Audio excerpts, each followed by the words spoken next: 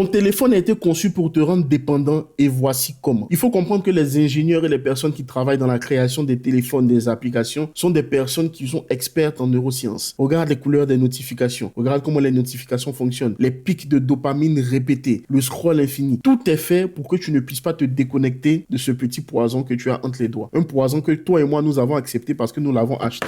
Deuxième des choses, avoir un téléphone, les réseaux sociaux, toutes les notifications activées, fait que tu es hyper stimulé au quotidien. Stimulé de toutes parts. Avec toutes les notifications, le temps qu'on passe sur les écrans, toutes les applications qu'on a, tout le contenu infini qui existe, etc., etc.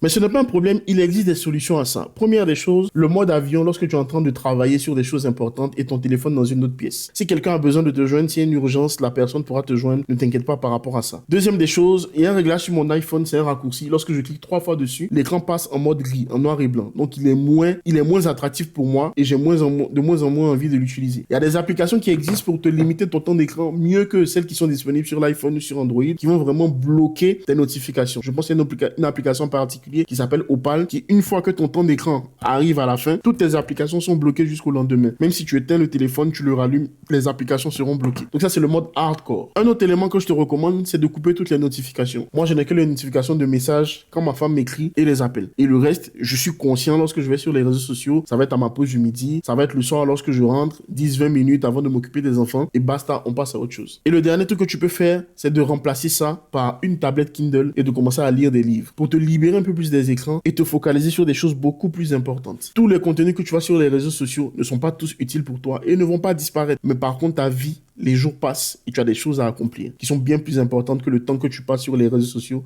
et sur ton téléphone.